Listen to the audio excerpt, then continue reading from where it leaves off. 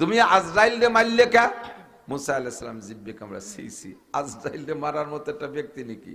সে কত বড় বডি, আজরাইলকে মারতে পাবো কোন জায়গা? একটু আগে একটা লোকরে ঘুষি দিয়েছেন, হ্যাঁ তার কিছুক্ষণ বসে থাকলে মেরেই ফেলতাম। চতুর্দিক দিয়ে শত্রুই ভরা, রাস্তাঘাটে হাঁটতে পারি নে, ফিরাউনি জ্বালায় দেশ ছেড়ে চলে আসছি, এই চরের পর থাকি, এর মধ্যে শত্রু একটা এসে জান নিতে এসি, ওরে ছেড়ে দেওয়া যায়? ওই ডেই মালাকুল মউত, উনি আজরাইল। জিব্বে কামড়া, আস্তাগফিরুল্লাহ। তাই সেটু পরিচয় দেবে না আমি আজরাইল আসছি, তাহলে কি মারামারি হয় নাকি? তো পরিচয় নেই, নাই দিল, আপনাকে মারতে আসছে, জান নিতে আসছে, চলে যাবেন। মরার পরে তো আল্লাহর কাছে যাবেন, আল্লাহ তো আপনার প্রকৃত বন্ধু। কথা বলেন। নবী মুসা আলাইহিস সালাতু ওয়াস সালামের ইন্তেকালের আগে আল্লাহ পাক আজরাইল আলাইহিস সালামকে পাঠিয়েছেন, যাও আজরাইল তুমি যাইয়া আজ মুসা আলাইহিস সালামের কাছে প্রস্তাব দাও, তার জান আনার জন্য প্রস্তাব দাও। সে রাজি কি রাজি না একটু শুনে নাও আগে, তারপরে তার জান কবজা করবা।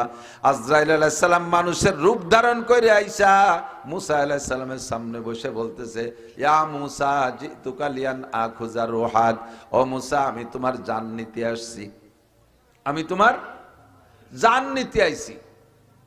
ফামা জান্নুক, তোমার ধারণা কি, তোমার ইচ্ছা কি বলো? মুসা আলাইহিস সালাম আর ধারণা না করে, চিন্তা ফিকির না করে, ফাজরাবা আলাইহি, সাথে সাথে আজরাইলের চোখ জড়ায় বক্সিনেরটা মারিয়ে দিয়েছে।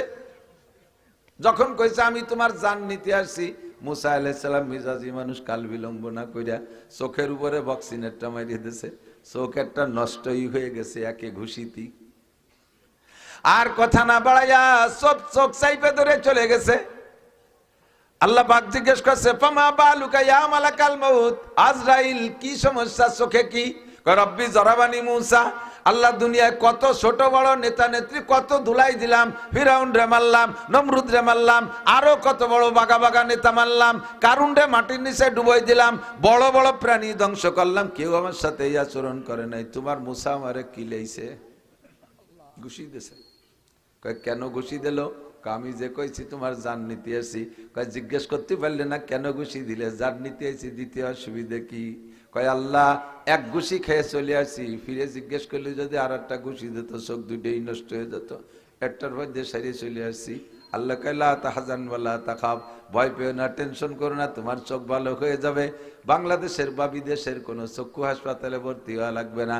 ওয়াইজা আরাদা শাইআন ইয়াকুলা লাহু কুন ফায়াকুন, আমি কোন বলবো আর সাথে সাথে ভালো হয়ে যাবা।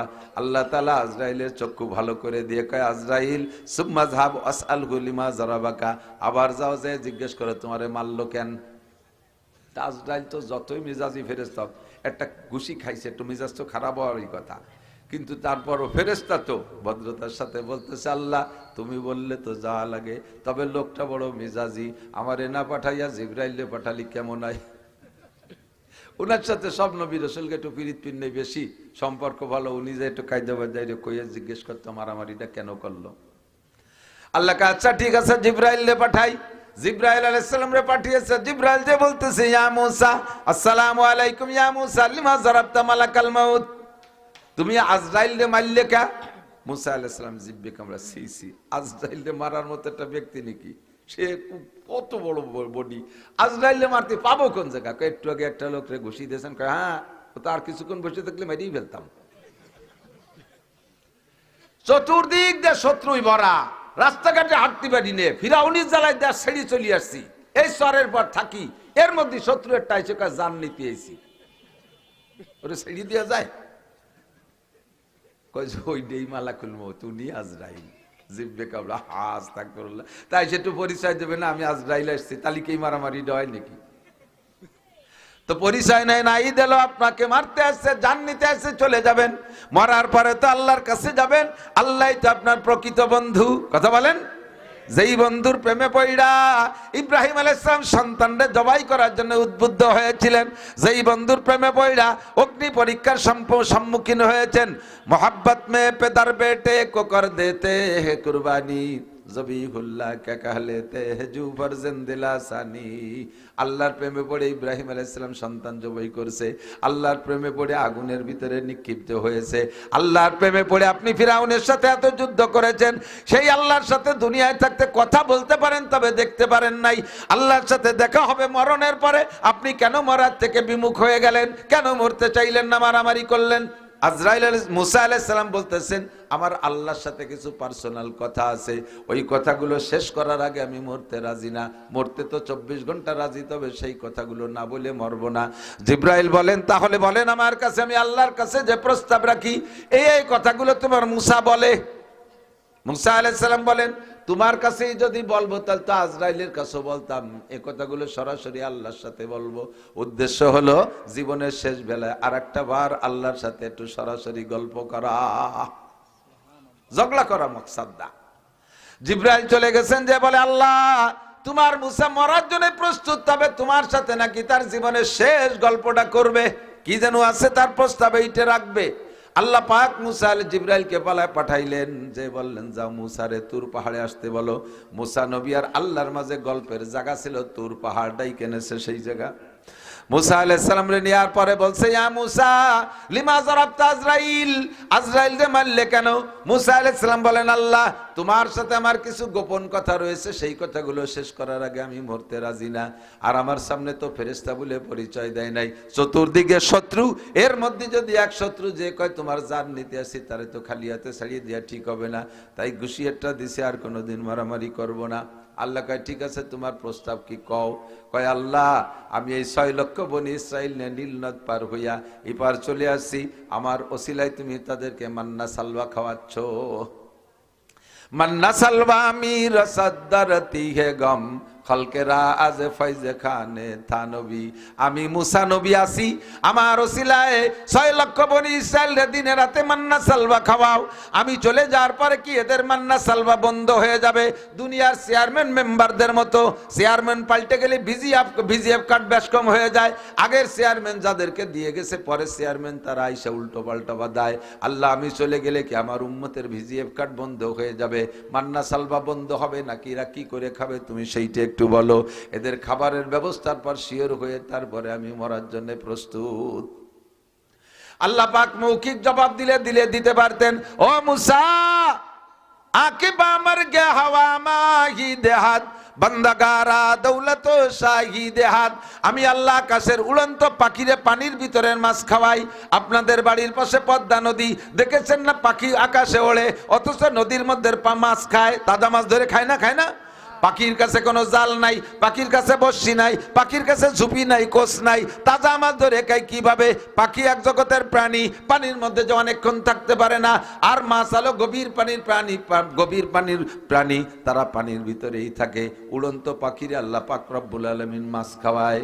আমি আল্লাহ, যে আল্লাহ এই উড়ন্ত পাখিরে পানির নিচের মাছ খাওয়াই, আশরাফুল মখলুকাত বনি ইসরাইল রেখে আমি ভাত খাওয়াইতে পারবো না? তুমি কেমন প্রশ্ন করলে? আগের চেয়ে আল্লাহ পাক এই প্যাঁচ দেন নাই। আমরা পড়েছি কিতাবে হায়াতুল হাইওয়ানের মধ্যে লিখছে এক প্রকারের পাখি সাগরের চরের উপরে থাকে, তো এই পাশে না, গভীর সাগরে গভীর চরের উপরে থাকে। ওই পাখিগুলোর খাদ্যের ব্যবস্থা হলো একমাত্র কুমিরের দাঁতের ভিতরে যে আটকে থাকা মাছ মাংস, এই ছাড়া তাদের আর কোনো খাবার ব্যবস্থা নেই। কুমিরে মাছ মাংস খাইয়া দাঁতের মধ্যে আটকে যায়। কুমিরের কাছে তো খিলাল নাই, দাঁত পরিষ্কার করতে পারে না। ওরা সরের উপরে যাইয়া হা করে থাকে, আর ওই পাখিগুলার রুজির ব্যবস্থা কুমিরের দাঁতের ভিতরের মাছ, এই আটকে থাকা মাংস। এই পাখিগুলো কুমিরের মুখের মধ্যে যাইয়া দাঁতের ভিতরে থেকে খিলাল করে করে সেইগুলো খাইয়া তাদের জীবিকা নির্বাহ করে। আর তারা এদিকে কুমিরকে আল্লাহ তাআলা এর মাধ্যমে তাদের দাঁত পরিষ্কার করাইয়া দেয়। আলহামদুলিল্লাহি রাব্বিল আলামিন। একটু বলি আলহামদুলিল্লাহি রাব্বিল আলামিন। সমস্ত প্রশংসা ওই আল্লাহর, যে আল্লাহ সকলের জন্য প্রতিপালক, যার জন্য যা দরকার সব টাইম মতো ব্যবস্থা করেন। কথা বলেন ঠিক না? কুমিরে মাছ খাইবে এটাই তার স্বভাব, কুমিরে মাংস খাবে এটাই তার স্বভাব। দাঁতের মধ্যে আটকে যেতেই পারে, এবার তার হাত দিয়ে তার দাঁত খিলাল করতে পারে না। সেও আল্লাহর সৃষ্টি, তার কষ্ট হবে। তার কষ্টকে পরিষ্কার করার জন্য, কষ্ট থেকে শান্তি দেওয়ার জন্য আল্লাহ আলাদা আর এক প্রকার প্রাণী বানাইছে, পাখি। উড়া আবার ওর দাঁত পরিষ্কার করে দেবে।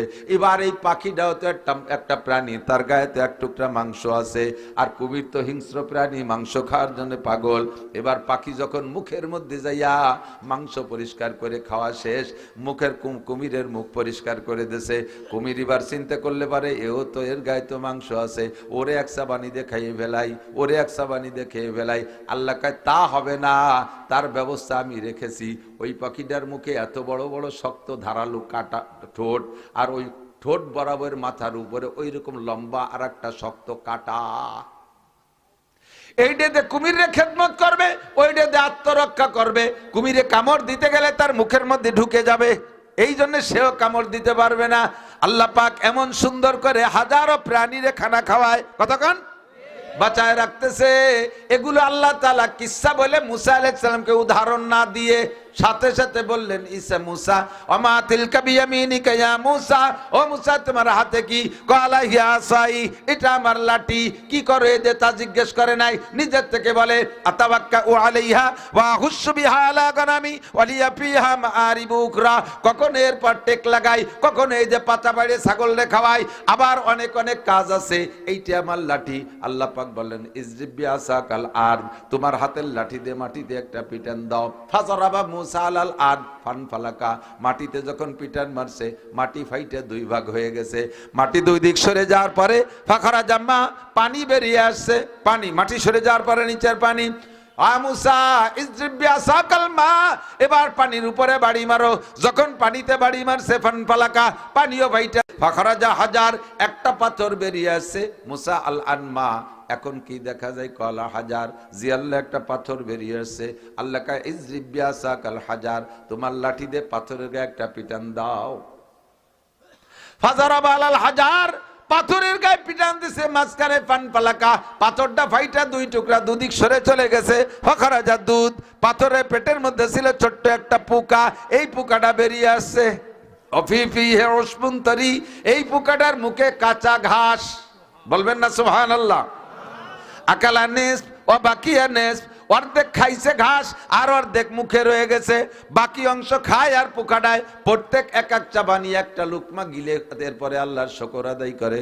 সুবহানা মান তারানি ওয়া তারিফু মাকানি ওয়া তাসমাউ কালামি ওয়া তারযুকুনি ফি কলবি হাজারি। আল্লাহু আকবার। সব পবিত্রতা প্রশংসা ওই আল্লাহর, যে আল্লাহ পাক আমাকে সুন্দর মনোরম পরিবেশে রেখেছেন। প্রবাহিত বাতাস সইতে পারি না আমি, প্রবাহিত বাতাস সইতে পারি না, প্রখর রৌদ্র সইতে পারি না, গরমও সইতে পারি না, বেশি ঠান্ডা বরদাস্ত করতে পারি না।